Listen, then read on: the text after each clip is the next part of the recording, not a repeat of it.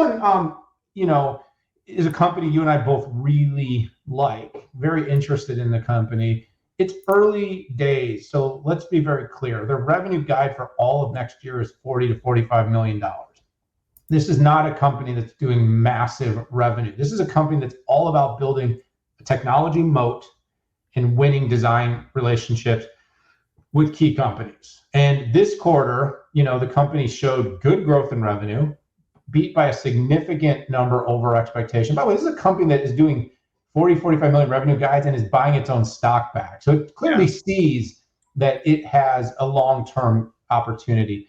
The company's sitting on a good amount of cash, so it's able to operate, with the long-term in mind. It's still burning cash, and that's probably what most people are concerned about. Is we're in an economy right now where nobody likes a company that burns cash. You can look at, by the way, one of my favorite companies that's getting absolutely railroaded today, DraftKings, grew 130% revenue, but guided a bigger loss next year, and it is getting freaking slaughtered today. Because right now, nobody cares about growth if it doesn't come with profits. So you got to have both. That's going to be the longer ramp. But for companies that have enough cash to operate, know what they're building, and know that they're differentiated, they're not, I'm not selling one share. I'm not selling one share. Keep going, keep growing. Big thing for this quarter, Pat, with Luminar was they got that production unit with SAIC, the rising auto unit is shipping in China. And so what we're starting to see is Luminar's technology, the technology that uses multi-sensing for these vehicles and has what we can say from our experience and our training, a better safety profile and more sophistication than single sensing, like our friend Elon is doing. He's not really our friend. I'd like to be his friend. I think he's really cool. If he wants to come on the show, I'd love to have him. But and I think the multi-sensing is differentiated. Getting the cost to scale is going to be important, but getting these out in the market, getting Mercedes, Polestar, Volvo, SAIC, big wins for the company, getting production units, big win, winning in one of the world's largest EV and smart car markets. China was a big win. So it was a good quarter overall for Austin and the gang over at Luminar. Yeah, talk about a good earnings deck. I mean, they just crank it out. And, like you said, and this is true in, so Luminar not only does the assembly of the LiDAR system, but it also does all the semiconductors inside of it.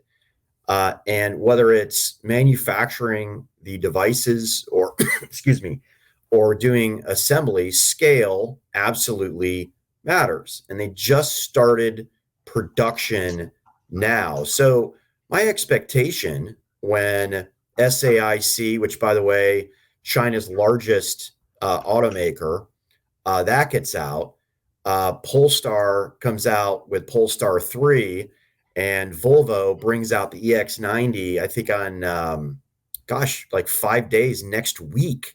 I mean, those numbers just have to go in the stratosphere.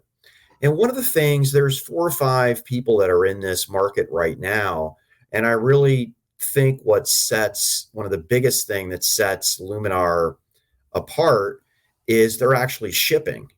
A lot of people have roadmaps, and a lot of people are sampling devices, sampling full assemblies, but they're so far out. So we're going to see, I think, not just the perceptual lead, but the financial lead make some of its biggest moves out there. So again, I'm super interested in what the future holds with them. I'm hearing we might have a trip down to visit their headquarters in Orlando, and it's going to be awesome. I like going through factory tours. I like going through headquarters of startups. Super fun. And I'm just waiting for Austin to maybe send me a test car to review. Do you think that's going to happen? I would hate to break it to you, but don't come to my house and look at my driveway. Okay. Yeah. No room. I get it. Once NVIDIA sent me an Audi A8 L that had their silicon in the dashboard. It was so amazing. I thought they were kidding.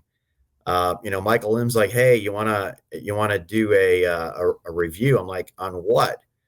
"On Audi A8." I said, "Well, are you gonna send me one?" He said, "Yes." So good car.